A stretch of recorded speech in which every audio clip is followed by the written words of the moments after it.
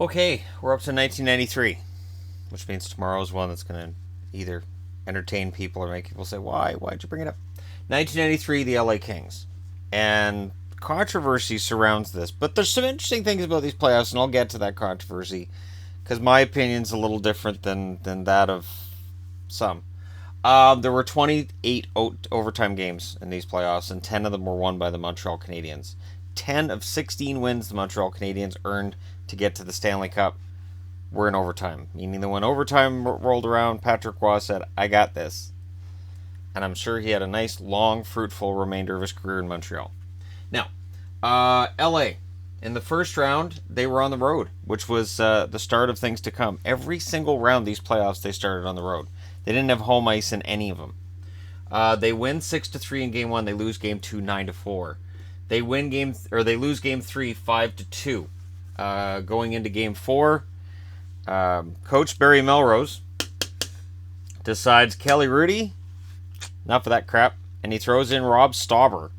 Rob Stauber, who was seen as an up-and-coming goaltender, who a lot of people thought was going to be a big deal, just didn't quite happen. But Rob Stauber only allowed one goal in game four. They win it 3-1. They win 9-4. They win 9-6 in game six. 9-6. And if you see highlight reel goals between Calgary and LA from this period in time, they're from game six. That game was insane. That was a game where nobody knew how to play defense. Just no defense. By today's standards, all coaches would go insane and go gray based on that game. Then round two rolls around, and this is where Canucks fans get angry. The Canucks had 101 points that year. LA had 98 or 88, and a lot of Canuck fans were very excited around here that they were gonna get this done. We're gonna knock out Gretzky, and all I could think was, "Oh, it's Gretzky. He's owned this franchise for so long."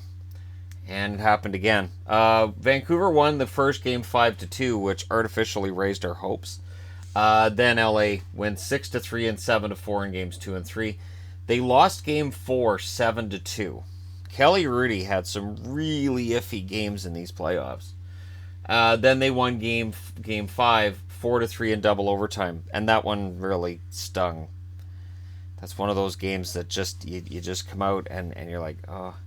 But the Kings were the better team, and then the Kings win game 6 5-3. The score flatters the Canucks. It was 5-1, and then the Canucks got two late goals that didn't really matter to make it 5-3. So Vancouver's out. So what they've done, and I'm thinking this is the last time this has ever happened since there hasn't been a Canadian team in the final to win it since Montreal. LA ran through 4 Canadian opponents in these playoffs. LA made a lot of Canadian fans angry, and the angry fans are in round 3. This is where Leaf fans get really upset. The Leafs win game 1 4-1. They lose game 2 3-2. Kings win that one. Kings win game 3 4-2. Kings lost game 4 4-2. They lost game 5 3-2 in overtime. So all the hype is Montreal and Toronto in the Stanley Cup final. And that's the series, I swear, when they put Toronto and Montreal in the same division some years back, I was like, they want Toronto and Montreal in the playoffs again. And it just hasn't happened. As a combination of Toronto being bad or Montreal being bad or both being bad, they're just never quite in a position to play each other. If that did happen, and if Toronto played Montreal in the playoffs in any round, first or second, and then it happened again and again, I don't think that's a matchup that fans would be angry about. Like, oh, it's Toronto Montreal again. But anyways, Game 6 is the controversy. Kerry Fraser misses a blatant high stick by Gretzky on Gilmore. This is why Leaf fans hate Kerry Fraser. This is why when Kerry Fraser talks about refereeing in the playoffs, and people quote Kerry Fraser in the comment section on this channel, that Leaf fans will immediately reply. It was a blatant high stick by Gretzky on Gilmore, and I don't know that the Leafs ever fully recovered from that, and I get it. Like, there was no call, there was no penalty. Then Gretzky scores in overtime, which was just that extra gear to Leaf fans. And then at home, for Game 7, Toronto lost 5-4, and Gretzky got a hat trick. This is why Gretzky was not a popular figure in Toronto at that point in time. And I get it. Blatant non-call. But that was in Game 6. The Leafs lost this in 7. So the right answer would have been for the Leafs to come out in Game 7 and win it. And they didn't. And again, if the Leafs get a power play there, do they score? We don't know. Wendell Clark had a hat trick at that point. He might have had 4 goals in that game. He might have been the ultimate Toronto hero. I would say he is for the Toronto Maple Leafs of the 80s and 90s, but you know, it's this strange thing. Strange thing. That all these years later, hockey fans will still remember. And it's funny because as a fan watching the games, as a non-biased fan watching the games, I thought it was a bad missed call. But I was like, all right, well, LA won the game in overtime, and they won Game 7, so they win because Gretzky reasons. Way before Vegas reasons. Gretzky to me was just... But this was his last run to the Stanley Cup Final. They go in to play Montreal, and again, they don't have home ice advantage. They win 4-1 on the road in Game 1.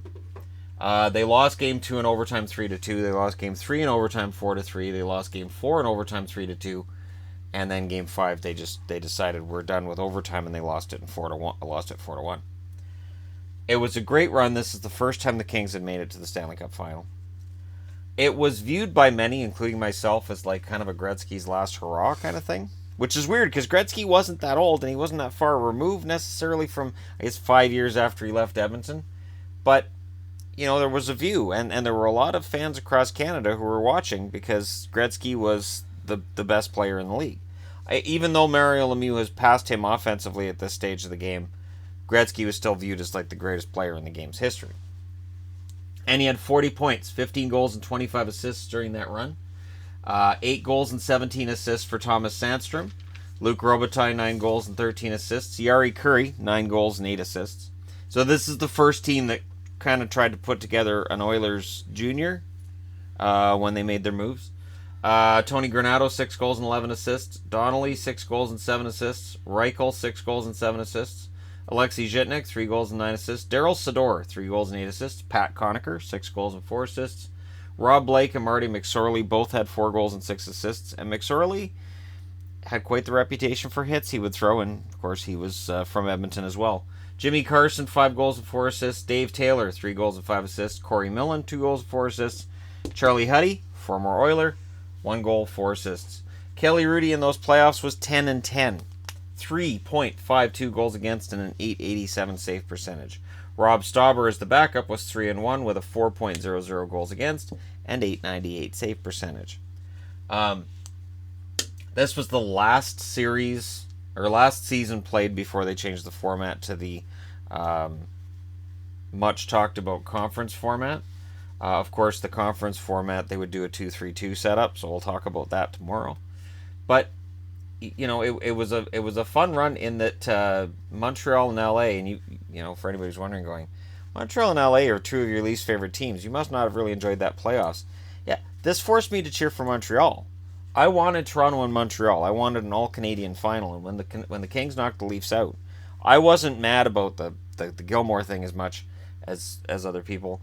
But honestly, I wanted an all-Canadian final so much that I was glad Montreal won.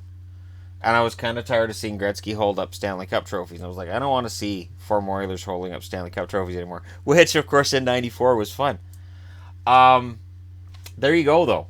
It was quite the run. They took a lot of time. This was a bunch of long series, 6 games, 7 games, and then 5 in the final.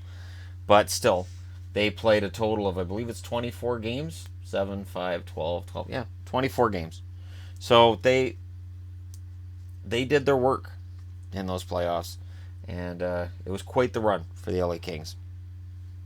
Let me know your thoughts in the comment section below. Hit like and subscribe if you're browsing your way through and you just happen upon this video. And thank you guys so much for watching. I'll talk to you again soon.